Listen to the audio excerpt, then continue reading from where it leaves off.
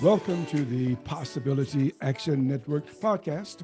I'm your host, Stephen Middleton, aka Possibility Man.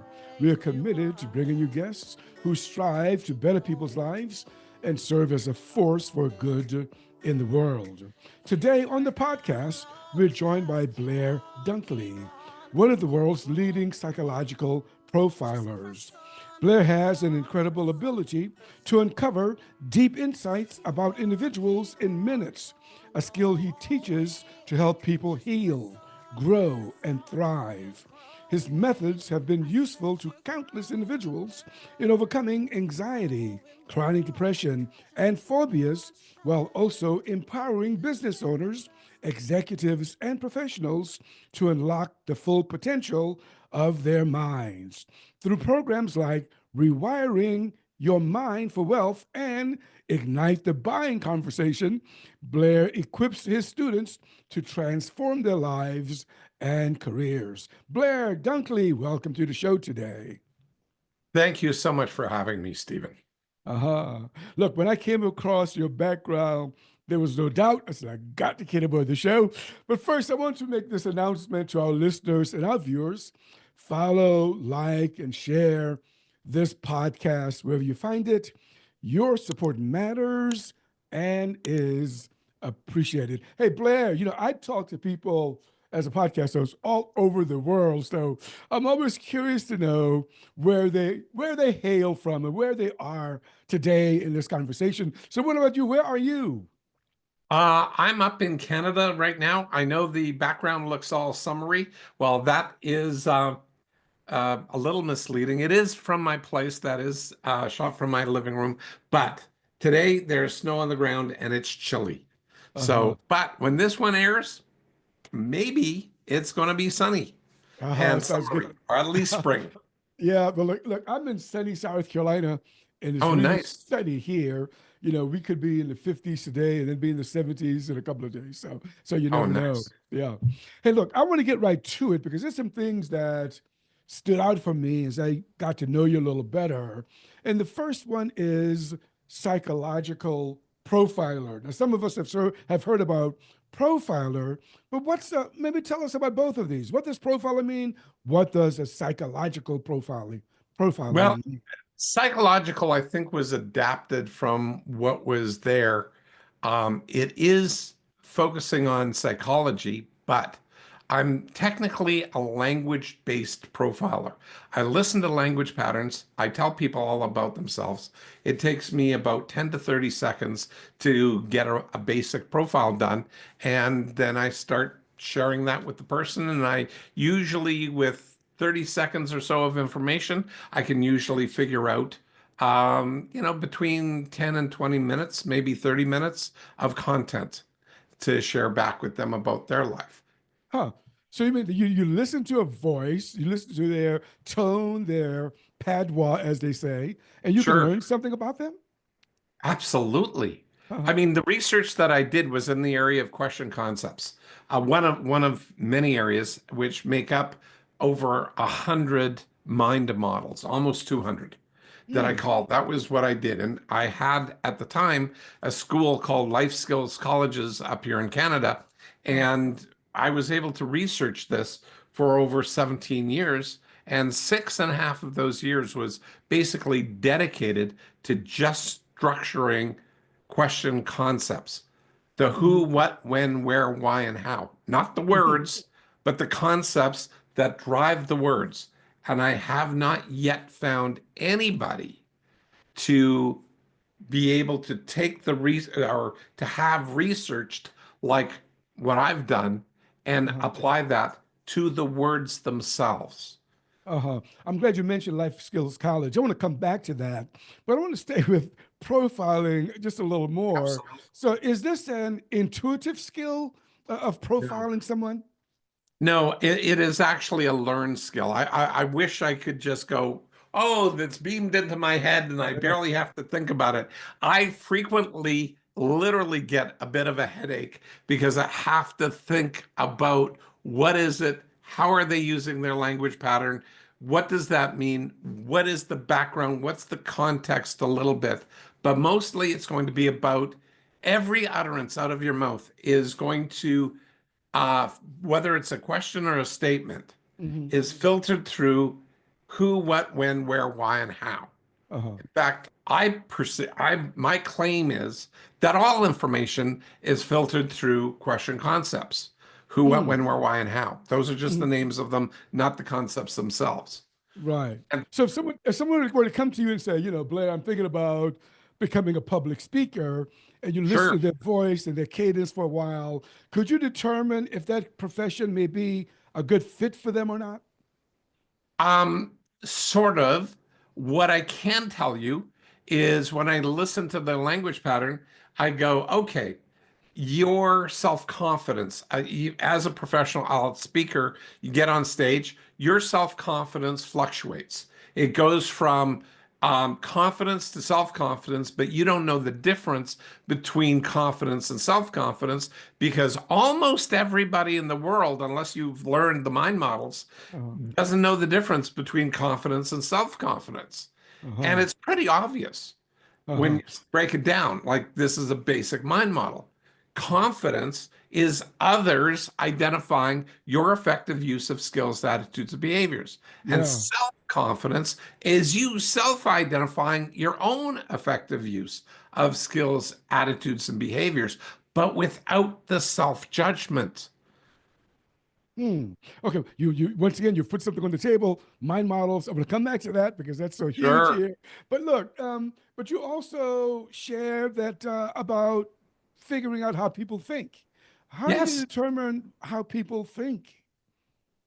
Well, that's again goes right back to the main mind model, which is the question concepts. Uh-huh. And that the order in which people think actually, okay, I'm working with people right now in my life who have some very serious mental challenges. Okay. And so one of the things that I notice in their language pattern and part of the mind model, the question concepts, is time tense because the question concepts, who, what, where, and where, why, and how, each have predominant time tenses to Hmm. them. And one of the things when I was doing my research, I started noticing that people with depression happen to have a lot of a past future loop. In other Yeah. words, their past is projected into the future. And because you can't change your past or your future, Uh-huh. all you can do is change right now. Yeah. They're stuck. Yeah. And that triggers people into depression. But Right. when you know the question concepts and you know how to listen for that pattern in what they're saying, you go, oh, wow. So this person is suffering from depression right now to Mhm. some degree. I don't know exactly how big, how deep, or whatever, but Yeah. it's a depression that they're using this language pattern of a past future loop. Yeah. Okay, let's check this out with can they get resourceful? Yeah. Yeah. I But got you. Yeah. okay, Hold that for 1 second because I tell you, look, your mind is buzzing, isn't it? yeah, because I gotta probe that, but I don't want to Please. go. I don't want to probe it yet because there's one other thing about profiling that I just haven't fully grasped, and that Sure. is because I've heard you say, or maybe you've written in some place that you can enter into a conversation where people are actually arguing, battling, and that Hmm. you could help them or assist them in resolving that conflict rather quickly. Now, is Yes. this about profiling? And can you talk to us about that skill? Okay, that skill is not directly profiling, but again, it goes back to question concepts, which Okay. is one of the mind models. Mm, And what I wound up doing is working at life skills colleges. Back in the day, it's an accredited college here in the province of Alberta and in British Columbia. Um, but the accredited part of that meant that I had to actually prove my systems are working, not just say, oh, this is a wonderful thing that I do.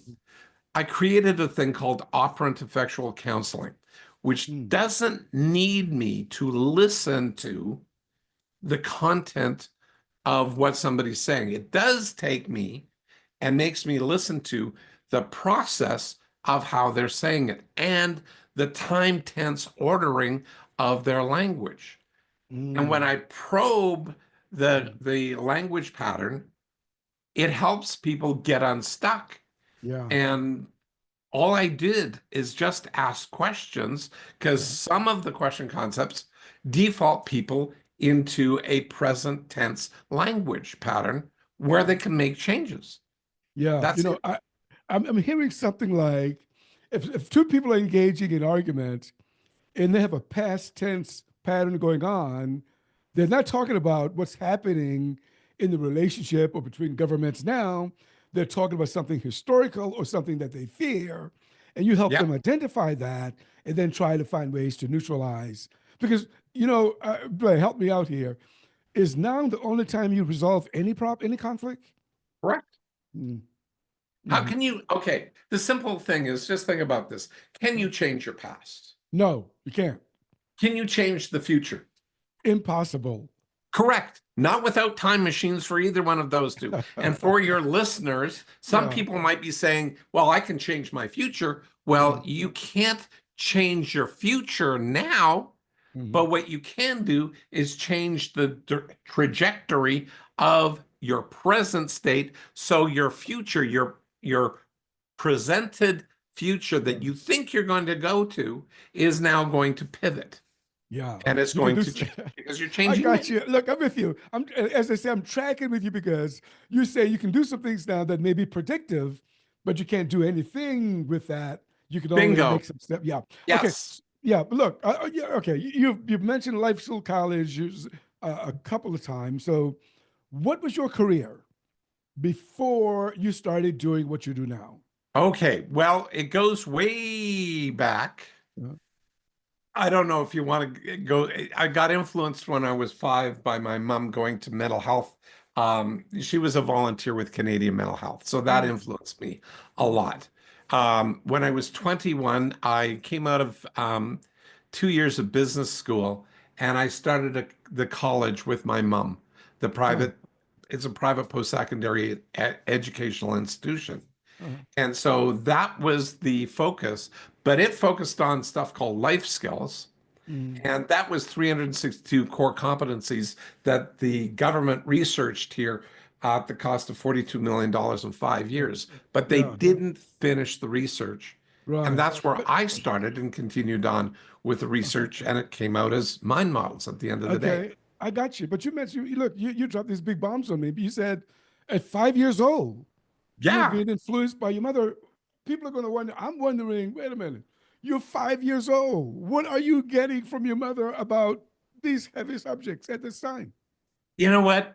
She was volunteering, and I was voluntold to attend Uh, with her certain things, as a 5-year-old, where I would see people who were in um, mental health hospitals. And so I was volunteering along with her. mhm. Okay. And it started like by the time I was 13, 12 or 13, I was going out to a summer camp with my mom. And I remember this guy, Archie. And Archie was sitting in a chair out in the summer camp. And I pulled up the chair next to him. The guy was talking in psychobabble, no like nonsensical language, completely out of it. And I didn't know any better. So I started talking in psychobabble too, making up Oh, my own stuff. And pretty soon he had a rhythm. And then I jump in and I'd have a rhythm. And then he'd jump in and I'd jump in and he'd jump in. And, we talk like that for a good 10 to 15 minutes, making no sense whatsoever. And then he turns to me and he knew my name and he called me out by name and said, Blair, do you know you're talking crazy? And I said, yeah. Do you know you're talking crazy, Archie? And he said, yeah, but I am crazy. I mean, boom, my oh, head blew up. wow. Like, oh my gosh. Yeah. Like, that was like such a lucid moment for Yeah. the. That's it. That's interesting. Now, a lot of individuals, not children, would be like pushed back or kind of repulsed or by hearing someone speaking gibberish. But you Yep. said you were not terrified. You No, jumped right not into at comfort. all. How do you explain that? How do you explain that looking back? How do you explain that? Again, I started in at 5 years old. Uh-huh. That was my experience when I went out and visited like the Ah, hospitals and mental okay. health wards with my mom. Uh, I didn't have that learned fear. I I got you. learned that these people were just a little different than you Yeah, or I, that's but awesome. So never labeled as crazy, although they label yeah, themselves as crazy. yeah. I tell you, but there's something you don't use the word. There's something spiritual about this. We may get to it later on. So life skills college, was that mainly for individuals who are experiencing psychological distress, or could anyone attend? Anyone could have attended, but the tuition was generally paid for by the government or Uh, government agencies. They mm, worked with people that had 80% of our students had some kind of, sorry, almost 100% of our students had a mental health background to some degree, mm, depression, whatever. 80% of them were actually potentially suicidal. mm, So in 35 years of the college running, we never mhm. lost a single person. Wow, Yeah. And that's this is incredible. people that the traditional psychologists, psychiatrists, social workers, even probation and parole people did not want to work with anymore. They were Mm, done. So they pitched them over to us. And that was where I cut my teeth on helping people professionally as a certified life skills coach trainer, then a master trainer of life skills coaches. yeah, I tell you, to work with people who are like resistant to heal, and you all get results that must have been impressive. So this brings me then to mind models. Is this where you developed this whole notion of mind models? Well, first, Yes. tell us, what is that? What do you mean by that? And then, let me ask some follow-up questions. What are mind models? Okay. Mind models are basically thought processes that teach you, show you a way of how to think, not what to think, not what to believe, but literally how to think. And a quick mind model, as an example, is effective versus ineffective. That's one of our part of the three E's that I teach all the time. In fact, what I'll do is I'll make sure I give you the three E's to give away to your audience. Okay, great. Um, Thank you. so one of the key ones here, first one is effective versus ineffective. Not right, wrong, good or bad, like we've all been trained in school and by our parents, and you're a bad boy, you're a good boy, and all of these. That's judgmental. Hmm. Okay. Hmm. So I researched words that had the least amount of judgment and the most amount of information attached to them and found effective versus ineffective. People are effective or they're ineffective, or Hmm. what you did was effective or what you did was ineffective. It's not about you. It's the stuff that happens around you. Is it effective for me to wear this sweater right now? Yeah, it's chilly out, but I could always take it off and go put on something else warmer or cooler, depending on the temperature. It's not me. It's like this is just a piece of clothing, like a behavior. It's not you. It's the Yeah. thing that you do, so you can change it. Uh-huh. Okay. So, what I'm hearing, and I'm sure you'll clarify for me, Mhm. is that thinking is a skill, Yes, and people operate as if it's not, and this is how they can get into trouble. Is that a part of what you're saying?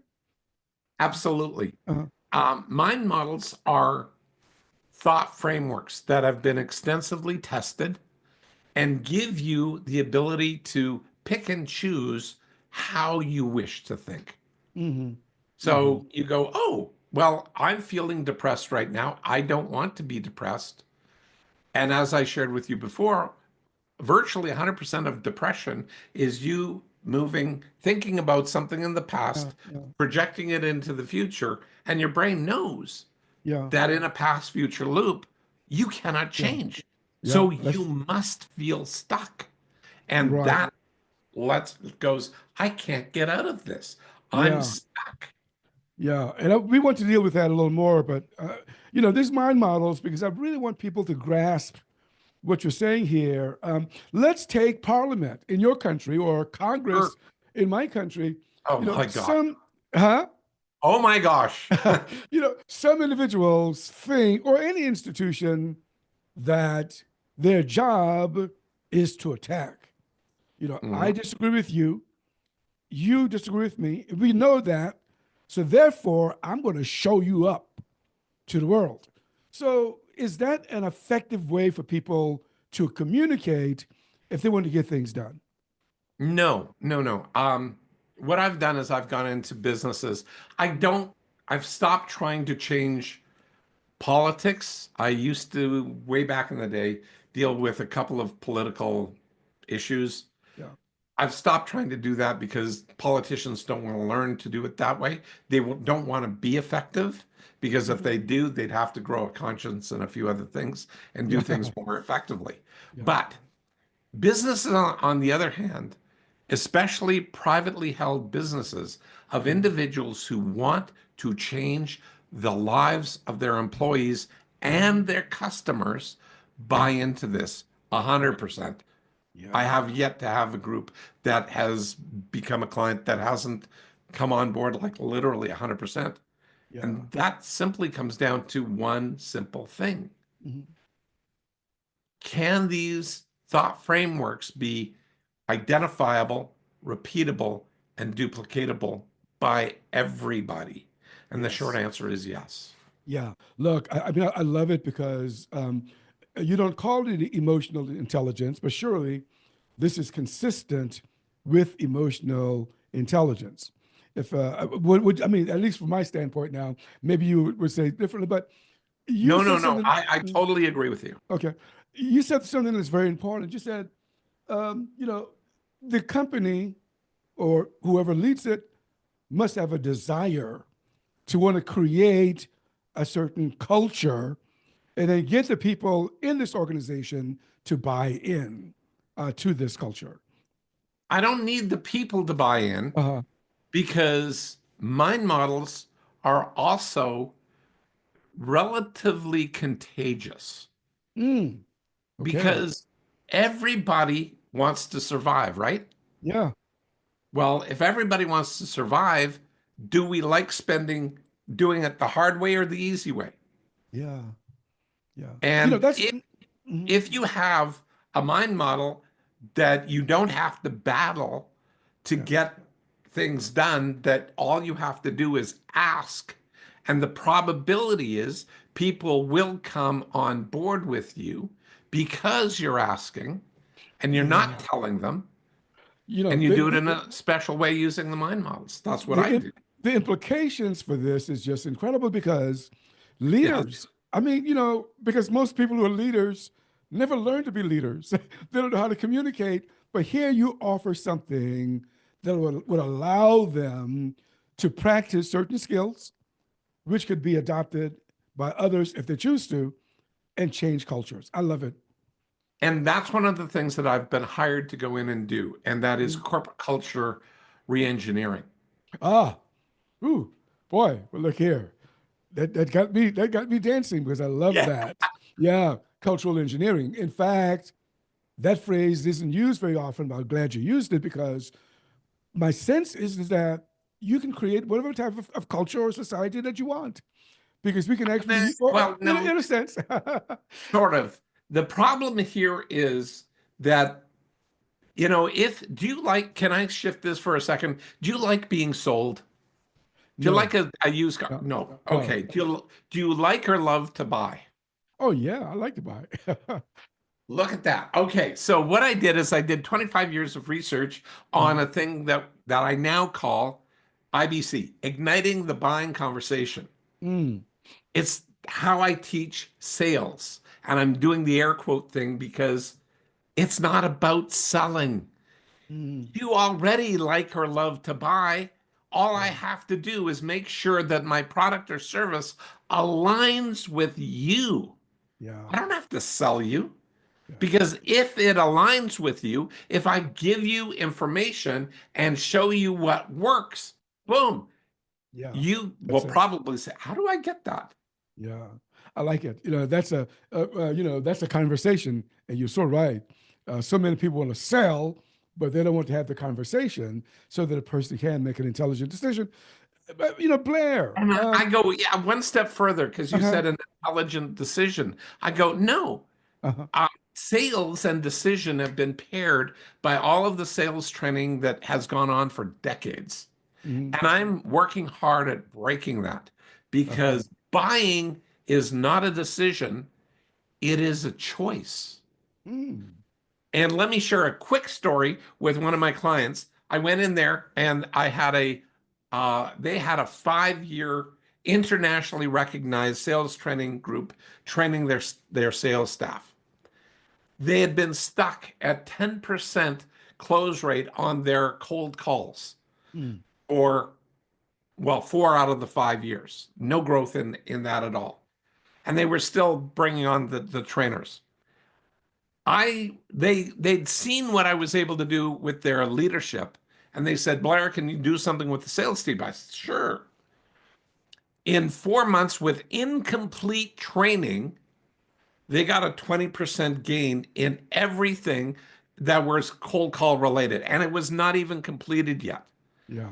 By the time their national convention came around, they wound up, the previous year was their record at 1.2 million dollars closed in a group of 450 buying units or people that could buy, and they sold 1.2 million. Hmm. The following year, there were only 350 people or buying units in the audience, and they sold 1.9 million with my method. Wow. Two things happened. Number one, they had a new high by a substantial amount. The previous year, with the old sales and selling team that um, they had a 30% refund rate.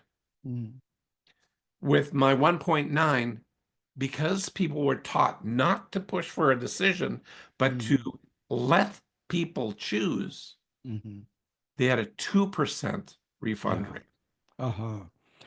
As a consumer, I can see how that would work. People are doing it because they want to, not because of this pressure. Yeah. Um, your work, Blair, especially when I see you talk about or blog about rewiring the mind, I'm thinking neuroscience. I mean, is that intentional or is that coincidence? I mean, how does what? Well, okay, let me ask It's you because highly people. intentional. It's Okay, highly intentional. so let me ask the question: can the mind actually be rewired, or is this just talk that you neuroscientists like to throw out there? Okay, I have another course. I have, 3 major courses that I offer. Okay. Um, the first one is um, the mind model method coach training. I teach people how to do what I do and train them up as coaches. The Mm, second one is IBC, igniting the buying conversation, so that coaches can not sell themselves, but have buyers come in and that they can close and make a very good living. And the third one is phobia freedom formula, mm, which is that phobia freedom formula coaching engages people with my girlfriend. So, she had a fear of flying since 9/11, like massive. She couldn't easily get on a plane. She'd need a couple of tranquilizers and a couple of stiff martinis to get on a plane. And in under 45 minutes, I walked her through the process to literally rewire her brain using neuroscience, TFT, thought, um, uh, TFT. Sorry, I'm use the acronym so much the uh, main name slipped my mind, but the TFT training and mm, mind models to lock it in. And wow. so when in 45 minutes, her life changed forever. And Really? whenever I've done this, and I'm teaching this and doing this for people now, and Mm, generally it's less than 45 minutes, and it's usually permanent, Mm. and it's Ooh, very inexpensive. yeah. Like That's all things considered, it's very, very inexpensive. well. Look, that's good news for sure.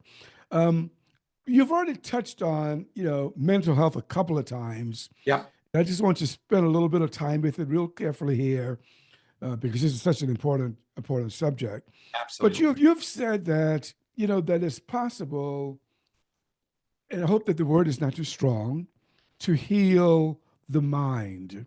Do you stand by that, or is that going a little bit too far? You know what? Yes, heal requires something to be broken. Uh huh. Your mind may feel, you may perceive it or label it as broken, but it's not. It's just wired in a way that creates that sensation Yeah. because, pardon me, you don't know how to rewire it. Yeah. Yeah. Hence the name Rewiring the Mind. Yeah. Well, that alone is a secure thought. If anyone listening, that possibility there is a secure thought. So I want to look at anxiety first because Absolutely. when people are anxious, Blair, I mean, goodness, they can't even talk to you. So help us understand from your standpoint what is anxiety as you see it, and then secondly, let me allow me to follow up. What is anxiety? What have you seen in people who say that they suffer from anxiety? A lot of different variables from everybody's anxiety is in one sense unique to them, but has a similar look and feel. Number one, their anxiety is they're stuck in a loop in their brain. They have a triggering mechanism and a loop, generally a past future loop with some kind of trigger.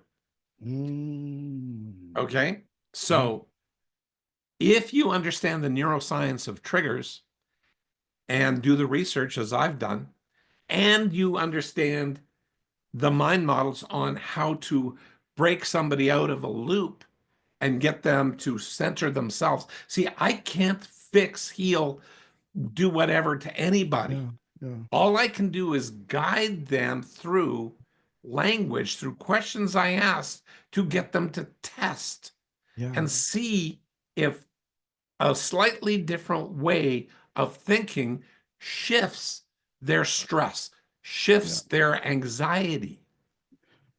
I'm with you so because I know someone who flies a lot but is afraid to fly. So she calls me before she gets on the plane to say, leave a message for me so that I can listen to it before the plane takes off. So what is that? What is that anxiety coming from as you see it? I have a hunch about it, but what is that anxiety coming from? Well, The first fear. of all, what's your hunch? My hunch is that the person must be thinking about the plane falling out of the sky, even though that's a rare event. But that may induce their feeling of anxiety. Have you ever asked them what causes their anxiety? The next time I will ask. I don't think I've Great. asked. Yeah. But see, that's one of the first questions that I would ask her Uh-huh. because that's going to be the trigger. Mm, And most people they don't go to root cause. What is the triggering mechanism? yeah. So when you understand what the triggering mechanism is, then you can go, okay, when did that happen to you in your life? And I phrase it like sometimes like that. When did that happen to you now? And notice Mm, how I go from the past tense into the present tense. mhm, mhm. I'm shifting tenses to the point where her brain would go, I'm getting confused. I don't know exactly what it is, but I need the confusion because according to neuroscience, the sensation of confusion is the major way that it produces neuropeptides in your brain. And the neurochemicals in your brain literally cause you to grow new ganglia in Yeah. your neurons. Yeah. And that confusion, that chemical sensation of confusion in your brain triggers growth of Yeah. new pathways, new ganglia connecting, creating new synapse connections, thus literally rewiring the brain. Well, And I I can see. teach the language patterns that can do that. That's what I do. Yeah. I mean, I can see how that could happen because this anxiety, you're right, it's coming from somewhere. I don't know. It must be coming. Well, I don't know. But some people say that it's a chemical imbalance in the brain that may cause it. What do you think? Technically, they're correct because Uh-huh. I've worked with hundreds, no, thousands of people over my 35 years. We had 1,000 students through a year. So I have seen these chemical imbalances. Mm, I'm not denying that they're not chemically imbalanced. They are. But your brain is generating the chemical imbalance. mm, So mhm, if you change how you're thinking, you will literally change the chemical organization of mhm, your brain. Like mhm, there's been studies done on this. And one of the things here is you can take a person who goes through talk therapy or medication for depression. If you have a highly effective talk therapist and you have a psychiatrist who gives somebody antidepressants mhm, and you put them both in a scanner for the brain and you start seeing, literally seeing the brain area that focuses on depression, mhm. both areas will contract. The Yeah. only problem is the person who stops taking the medication, their area of their brain rebounds almost immediately. Whereas the person who does talk therapy, because they were able to find their own structures to reduce that brain Yeah. structure, it's reduced almost permanently. Yeah. I'm with you there because there are chemicals in the body, there are chemicals in the brain, and they probably want to balance, but we may think them out of balance, and hence, finding the right tools, you may find alignment. So, yeah. So, anxiety. Is there anything else that you want to share with us about just about anxiety? Then we'll go to the next one. Sure.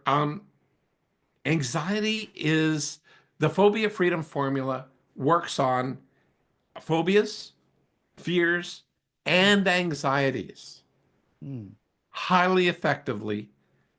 And it usually does not take more than one treatment. The maximum that I've ever seen is three. mm, And so in 3 sessions, you could possibly overcome your anxiety.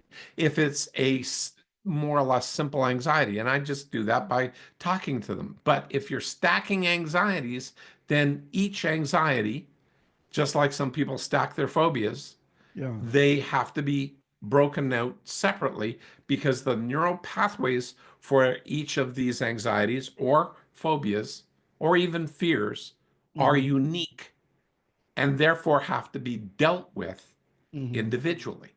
Right. But Okay. if you have three or four or five, I have yet to see anybody actually have, 5 or 6 anxieties that Mhm. are not overlapping. And Yeah. if they're overlapping, you get reduction. And if they are, you do 2 or 3, you can usually collapse them all. Yeah. Well, I'll tell you what, once again, it seems like good news for me if someone is dealing with anxiety. Now, here's one that, in the United States, I don't know about Canada, but in the United States where I am, drug companies can advertise Oh their yeah. wares. All prescription for this, but especially prescriptions for discretion. What about Canada? Does the Canadian government, they do? Okay. Yes, they do. Yeah. So, Up to so, a point, they can't make it too specific, uh-huh. but they can advertise and they do awareness campaigns. In other words, ask your doctor about. Yeah, yeah, and people take the drugs, but the drug companies are required to disclose side effects, and they tell people this stuff could make you, want to commit suicide or whatever, or die by suicide. Let me use a more appropriate phrase. So, but when people feeling so stuck, as you've said, and desperate, they may try anything. Now, you have mentioned depression and what it is, and for this part of the conversation, how do you see depression? What is it? Where do you think it comes from? Depression comes from an expectation of how you perceive, like an expectation is a future thought Mm, of how you think your life should be. mm, And the picture of how you think your life should be or should have become, yeah. um, and it's not there, Mm, all of a sudden, your self-judgment keeps on piling up of I'm not good enough. I haven't made it. I can't make it. Everything's in my way. And the language pattern that I'm using is actually a why-based language pattern, even though I didn't use the word why. Those are mm, all disguised because whys generate reasons, excuses, rationalizations, and justifications, and whys load the emotion first. Between information and emotion, the emotion is loaded first. mhm. And then it can be re-amplified by every time you go through one of those questioning sequences, subconsciously or consciously, mostly consciously in your mind. Yeah. And But then the Blair, self-talk kicks in why? And you're yeah, now stuck in depression. yeah, And yeah, Blair, but there's so many people today. It's the 21st century. The year is 2024. Just someone listening to this 20 years, back in 2050. Today, 2024, there are a lot of people talking about childhood trauma. Someone has done, they talk about the ACE study, Adverse Childhood Experience Study. And what they're pointing to is that some of the stuff that you're dealing with as adults is due to something that happened at some point in your life. So people are saying, yeah, that's why I'm depressed. This happened 30 years ago and I haven't yeah, resolved it. absolutely. I dealt with thousands of those cases. And Uh-huh. the problem is, here's my bias. Although that is accurate from a current medical, psychological, brain chemistry perspective, the behaviors have not changed for that person to change their own neurochemistry. Mhm. So they're not actually they say I'm depressed, and the psychologist tells me, so tell me about your childhood. And what does that do? That reinforces the depression, but the person feels better in the presence of the psychologist or therapist and feels good about that, like sharing that because it's venting and they feel better. But by the end of next week, when they come back, they're right back in there. I've had three in the last year, I've had three retired psychologists who read my book, Ultimate Mind Hacking, Uh-huh. and they read it and they go, Blair, if I knew this stuff back when I started my being a psychologist, practicing my therapies and whatnot, it would have transformed my ability to literally shift people's lives. And I Mm. go, yeah. And they Yeah. go, so when are you running your next Mind Model Method Coach training? Well, that's coming up. But Okay. So, all right. So something happened. You don't say it didn't happen. You say, yeah, okay, I agree that you recall that this happened, yeah, but that alone is not the reason for your depression. Your no, it's depression, okay. So the person is depressed now because of what? because of the habit pattern that they formed practicing the recall of that depressing thought. Uh-huh. Almost Uh-huh. over 90% of what we do is habitual. Yeah. And so we have these things called R-type behaviors. Okay, R-type behaviors are referred to as response behaviors. Your language pattern technically is a response behavior. Do you literally consciously think of every single word that you're about to say to ask me your next question? Or just does it sort of fall out of your mouth? Yeah. Well, some of it just fall out of my mouth, obviously. Right, it does. Uh, But that's because you have a way of thinking. How you're thinking actually creates that pattern, which is your unique language pattern. uh-huh. And that's how come I think, like I'm looking at my thumb and my fingerprint and go, your language pattern is unique to you as my thumbprint Your thumbprint is also unique to you, but mine is unique to me. And so Yeah. is my language pattern. And what if you could change? So you can't change the DNA of your thumbprint, of your fingerprints, but what if you can change because brains are malleable? They can change, thing called neuroplasticity. Hmm. You can change the structure of how you're thinking. Yeah. And when you change that, that's the underpinning of everything. So you want to get out of depression, you want to build a successful business. Mhm. Change how you're thinking. Because that will, how many people have gone out and taken course after course after course on how to build their company, their business more Mhm. effectively?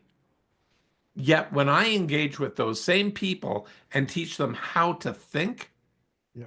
differently, all of a sudden, all the courses that they took get amplified so many times Mhm. because all of a sudden they know how to do what they need to do. They have the what's in their brain. Yeah. They didn't know how to think differently, and that breaks them out. I've made so many millionaires as a You know, result. I'm smiling for those of you who are listening on audio because, gosh, what just hit me just then is that we think the problem is a doing problem. And what I'm hearing from Blair is that it's a thinking problem. I'm Exactly. thinking, whoa, that's pretty huge. But what about the person? So we'll stay with depression for a while, um, Absolutely. because there's some people who report that when I get up out of bed in the morning, I feel blah. I mean, they haven't even started their day, Blair, but they feel blah. Hey, I feel that way too some days. Uh, Okay, okay, that's not a problem. not a problem. Okay. Well, it can be if I Yeah. focus in on the blah. Ah. Uh-huh. But if I know how to think differently Uh-huh. and how to set up my days going forward to be more effective, Mhm. and it doesn't take a lot, Yeah. it just takes a little bit of direction Yeah. and giving myself, okay, I have not had the easiest life in the world. Okay. Currently, I'm dealing, okay. My dad, when I started in my 20s, my dad went into a coma, and he was in a coma for 14 years before he passed. The doctors told us he'd be in a coma, likely for the rest of 99% chance he will never come out of the Mhm. coma. They were right. Mm. Okay. And I was running life skills colleges at the time with my mother. We were both devastated by my father's coma. Yeah. However, I made some very challenging choices at that time to shift and to focus in on keeping the business going. So my mother had an opportunity and we had an opportunity to continue changing people's lives. Yeah. The mind models gave me a thing called the pivot post. Mm. My story is a little long, but a shorter story. I taught the pivot post back in 2019 to a couple, Becky and Tim Graff. And Becky wrote a book about this called Swept Away, and it's on Amazon. Mm. And what it was is the year after on Mother's Day, because they took it almost to the day, a year prior, they graduated as mind model method coaches. Mm. The following year on Mother's Day, they went out and they Becky and their two daughters, 3 and 7, wound up climbing while going to this canyon that they loved, and it's a box canyon. And unfortunately, Tim wasn't there. He was fixing the car, truck, whatever, trying to get it ready for the return trip or stuff. And um, Becky and the girls climbed up this canyon. Unbeknownst to me, there was raining somewhere else and there was a flash flood. Mm. And the two girls, 3 and 7, got Oh, swept away. So oh, did Becky. oh Becky God. just about lost her life, but the two girls did. Uh, And Becky and Tim did not get divorced. They applied the mind models differently on how each of them thought. They maintained that and overcame their trauma Yeah. without additional counseling or intervention, Mm, just by using the mind models on themselves mm. and with each other. Wow. Like it was huge. And they were able to pull out of that in weeks, not months or years, literally 4 to 6 weeks. And it's Wow. all documented in our book called Swept Away. Oh my gosh. What a tragic story, but happily they were able to pull themselves out of the emotional trauma that they must have suffered. Yeah. Exactly. And Yeah. one of the main mind models that they used is a thing that I used when my dad went into a coma, and it's Right. called a pivot post. Mm. And so you got to be able to pivot when life gives you lemons or horrible things happening, Yeah. not just Yeah. simple, like not just difficult times, but horrible. Yeah. You got to And be able to pivot. And and currently, am I've had open heart surgery, and I'm okay. doing well. I also just am finalizing cancer. Okay. So I've gone through cancer, Yeah. and I'm feel like I'm good. Yeah. I'm not Yeah. like walking around, oh, I made it Yeah. through cancer. No, Yeah. I am not, I don't label myself as a survivor. I'm Mm. living my life Mhm. because it's life, and I think I'm doing great. And Yeah. now I've got to, like, I'm up there in my age. I may not look it, but I am up there. And I need new hips. Mm. So I'm waiting for my hips now. Yeah. But other Yeah. than that, I'm doing great. Yeah. Life will give us lemons for sure. For Absolutely. sure. And I guess, but you could find a reason to be depressed. You could say, your father was in a coma for all of those years. You all Absolutely. hoped it, or you could say that you had cancer and that's why you're depressed, So there are reasons. Notice that you were using reasons, and part of why the why question and concept Uh, is reasons, excuses, rationalizations, and yeah. justifications. There Mm, are what reasons, but the ones that you were giving yeah. me in your example, and you actually used why. Uh-huh. Yeah.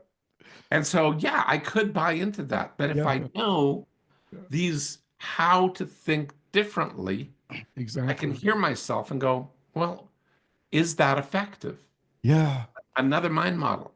And I Yeah. go, no, it's not. It's ineffective. Uh-huh. What are you getting out of it, right? Look, I heard you say um, that let me see if I can recall it because well, yeah, that if a person is depressed, one thing they can do is go serve somebody, go do something about it. Do you recall saying something or writing something about that? No, not Not here, like but that? I say it a lot. Okay. All right. So, but then I had the question. I said, well, what if someone is depressed and anxious? I'm trying to find some Sure. challenging questions here. And the person says, yeah, I want to do, but I'm so anxious, I'm afraid to step out. What do you say? How do you help such a person who wants to, so depressed because of anxiety, they are reluctant to step out? Um, you know what? I generally would say, let me ask you a question. Mhm. Do you like your life the way it is right now? Mm. And if somebody says yes, then I say, well, what is it about this life, even though you're depressed, that gives you, the stuff you want? And then I go into what is that stuff? And then Mm. they start naming and labeling stuff that they probably don't actually want. And I go, really? You actually want to feel like this? You want to live like this forever? Mhm. Like, have you ever thought of suicide? And they go, yes. Mhm. Well, you're heading in that direction because you're practicing the thought patterns that hold you stuck in a depressed way, that the only way you get out of this pain Mm. is by ending your life. And I go, so would you like a different way of thinking? Yeah. Thank you. And you said, yeah. Uh, Well, you want a different way of thinking. Well, do you mind if I ask you some questions? What if I was your fairy godfather, what would you like your life to look at like? And they tell me a story. yeah. And I go, great. Now, what might you need to do in the next 30 seconds to tell me, like talk to me in a way that that person that you just described to me would be talking to me? Mhm. So I take that future possibility thinking and ask them to come back and tell me what. But I listen carefully. I do not want to hear them drifting to the past or to the future. I need them to stay in the present. Mhm. And when they do that, and knowing the question concepts and knowing disguised question concepts, you can easily track this Mhm. when you're skilled. And that way you can hold it and say, excuse me, but you're not really talking to me about the present. They go, yes, I am. Oh, really? Yeah. So you want this or wanted that, want this in the future, wanted that in the past to be different. No, I asked you about right now, RFN, okay? Mhm. And I hold their feet to the fire. So they bring themselves to the present. Yeah. And 90% of them pop on a slim line of a smile Mm. from a depressed frown into this little, he caught me look. Yeah. Yeah. I tell you what, hope is powerful. I tell you, it's a glimmer of hope can change a lot of things. But in real time, though, I have encountered people, and maybe even myself, and I can drop the maybe, who has had a nervous smile, Mhm. which sometimes freak other people out. We do that nervous smile. So how do you work with someone who may have a nervous blush or smile, and they don't want it, but it's like physiological? It happens with them. Again, I go into describing feelings Uh, and I go, people need to recognize where they are. yeah. And that, you know, it, I've spent decades looking at emotions.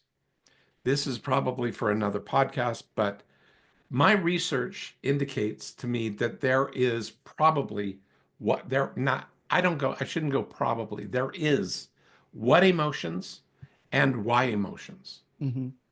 And if you're saying, I feel that or I feel like, you're describing a story, and that story is either going to be past or future based or other based. So Yeah. it's not you're out of control. If it's, I feel like you are doing this and this and this to me. Yeah. Okay. So I feel upset is a what feel. Hmm. I feel frustrated is a what feeling. I Hmm. feel happy. I feel in love. I feel whatever feeling word you put in right behind I feel and feeling word, the probability is that is a what emotion. And that Gotcha. what emotion is something that is actionable that you are experiencing in action in Yeah. this moment. Uh, But the other stuff is past, future, or other dominant. yeah, I got you. Look, there's so many other things I want to talk to you about. Haven't even gotten the mindset or the famous slogan that people use these days: "Start with why" or "What's your Oh, I why?" hate that one. Gee, sorry. Like, I hate that. You want to mess up people, start with why. That's it. And like mindset doesn't work. Well, There's a look. research paper that I can give you on mindset, and if Uh-huh. you read it thoroughly, you'll see that mindset works approximately 1% of the time. Yeah. Well, the mindset coaches out there, I gotta get you back at some point. I know you're busy, but I gotta get you back because there's so many things we have to probe, like building wealth and the like. So I'm gonna try to get you back if we can work it out. So Absolutely. I'd be yeah. honored Yep. to be back here. Yeah. So look, before we go, is there anything else you care to share that we haven't touched upon today? Well, I'm in the process of Like post-cancer, I'm relaunching Mind Model Method Coach Training. Mm. So if you want to learn some of these things and recognize how to either apply them to yourself, apply them to your company, or become a coach, if you're a practicing coach and you're not making seven figures as a coach, you got to talk to me, Uh-huh. because seven figures means you've got to be able to retain and attract people. And that's what I teach coaches how to do. And for business owners, it's about creating a coaching culture in your business that Mm. is effective, that moves forward, and that you can identify how to talk to even your most difficult employees and causing shifts to happen for them, Uh-huh. for you, and make more money in the process, quite simply. That's fantastic. I tell you what, a lot of podcasters want to talk to you as well. They try to build our businesses too. So, well, Well, Blair, it works in podcasting as well, too, by the way. yeah, I can imagine. Look, it has been a thorough pleasure talking with you today, Blair. So thank you so much for saying yes when I invited you to come to this platform. Thank you so much for asking, sending me the invitation so I could say yes. Quite Okay. literally, like that was huge, because that gives me an opportunity to spread the word about mind models, which I'm passionately trying to get out to over 100,000 people in the next 3 years. That's fantastic. Well, you've been listening to the Possibility Action Network podcast. Our guest today has been Blair Dunkley, a psychological profiler and the creator of Mind Models. I'm your host, Stephen Middleton. Until next time, good day. You are not alone. Just keep on, keep on, keep on going. Just press on, press on.